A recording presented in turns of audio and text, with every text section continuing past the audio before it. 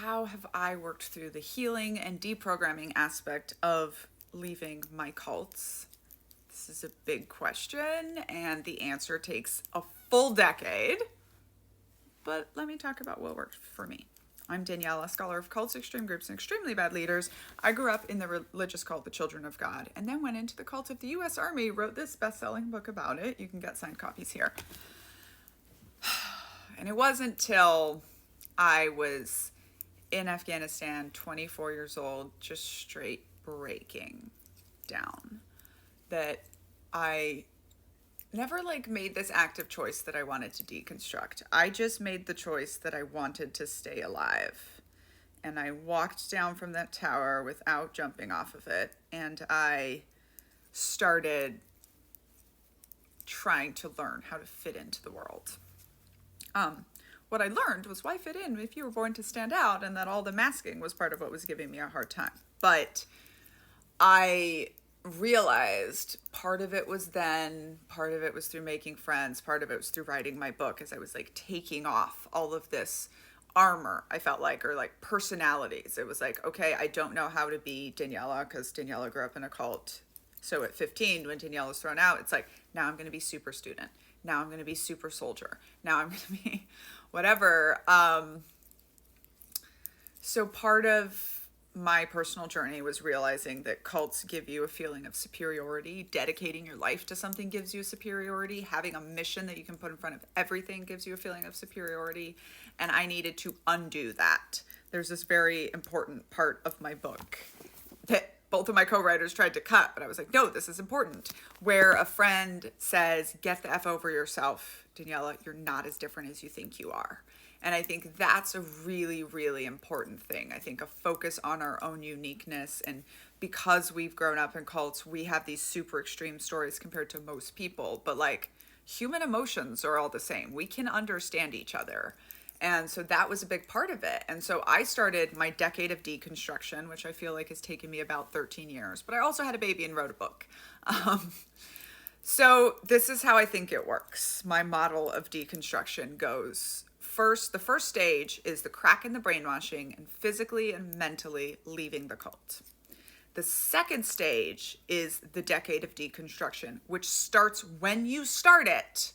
And you spend about a decade understanding why you were in a cult and what impacts it had on your personality and identity. And what's happening is you're pulling apart an entire worldview, and that just takes time and energy, and it hurts.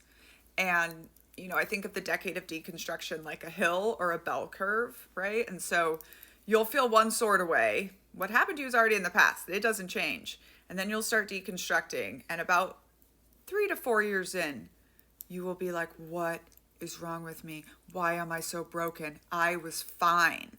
And this is the reason that people from the outside won't deconstruct, won't try to figure it out. Maybe many of your parents and siblings, because they just see it's hard. You have to be angry. You have to even be a bit narcissistic because you didn't have the toddler years and the teenage years to focus on yourself and let yourself know that you are an important, valid human being on your own. So you have to do all of this. It's called delayed adolescence in your deconstructing. My big recommendations of how I did it was: 1, therapy. Was 1, writing the story, telling the story, and doing art. So this is a series of paintings that I did that I say was uncultured before I found the words. This is Stolen Potential. This is Who Am I? This is Whoever the F I Want, uncultured. And this is Healed. And these two are signed prints in my shop if anyone's interested. So I wrote that, I did the art before I could find the words. Also, hobbies and happiness have been linked together in studies. Then I found the words, and my first therapist told me that uncultured is a very, very well-written trauma dump. And it is just the first phase, right? It's the crack in the brainwashing and physically, mentally leaving both of my cults.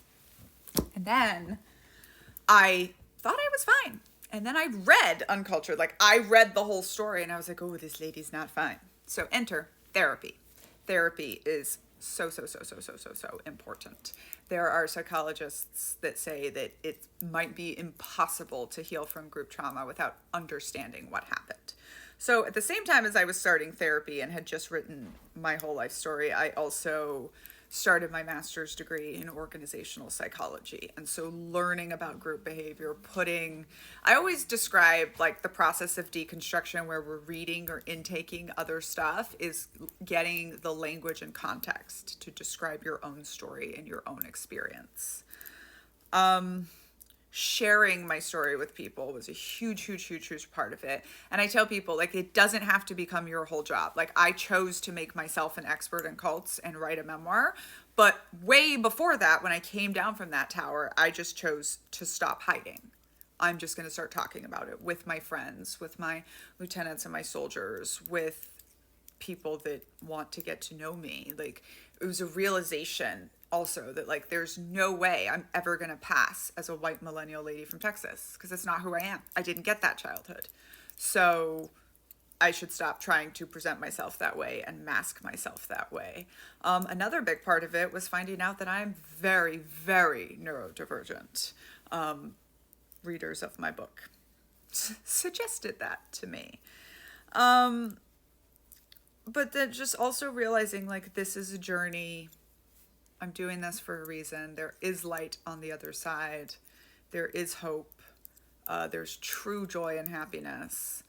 Learning to be idle is a big thing, even because many of my hobbies are so productive. My therapist one summer had me just do puzzles and then take them apart at the end. Just learning that like, it's okay to just be idle. It's not in a cult, but it's actually very important to be idle and give your brain time to both think and recover. That's been a big thing for me. I'm not doing it this year because I have to get this book y'all want done, but usually I take from after Thanksgiving to New Year's to just read witch and vampire books. And then I wake up with a whole new concept for a new book in January. And just taking a little bit of a time. And finally, medication. I very much recommend. I finally found the right medication that deals with my anxiety enough that I'm not really biting my nails or tearing my cuticles apart anymore. And that has made a huge amount of change in my life as well. So those are just some tips and some thoughts. Find community, even if it's online community. Hashtag deconstruction. There's a bunch of us. There's deconstruction music. There's a great playlist on Spotify called Religious Trauma, etc. But, you know, if you're going through hell, keep on going, right? Like, it's going to get harder, but then it's going to get better. And the way I describe that, I know that I'm mostly done. Obviously, healing's never over and deconstructing is never over, but the way I mostly know that I'm at the end of that hill is that I now spend more time living in my beautiful, lovely life that I painstakingly built for myself than I spend dealing with my trauma. And isn't that the goal? Two of my favorite deconstruction quotes are, "We know we're healing when peace and tranquility no longer sound like boredom." And the second one is, "We know we're healing when we stop wishing for a do-over." And I relate to that quote completely differently now that I've mostly deconstructed, in that, you know, while part of me, especially before, was like, I would give anything for just a normal childhood. But actually, once you've sorted everything and put it in place and built yourself a lovely life, you realize that, like, you wouldn't be that person at all. And so, you know, while I'm sorry for little Daniella that had to go through all that stuff, and while I'm watching my own kid enjoy a lovely childhood that I wish I could have had, I have come to peace with what it is. And by the way, before you come to peace with it, you have to get really effing angry about how unfair it is that you didn't get that childhood. That's part of it too. I hope this helps.